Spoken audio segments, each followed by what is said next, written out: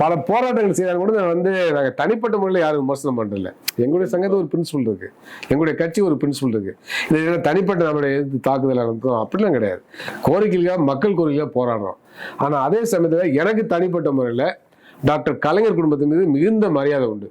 அது முன் உதாரணமான குடும்பம். எப்படின்னா நீங்கள் சாதி ஒழிப்பு கலப்பு திருமணம் அப்படிங்கிற அந்த குடும்பமே ஒரு முன்னுதாரணம்.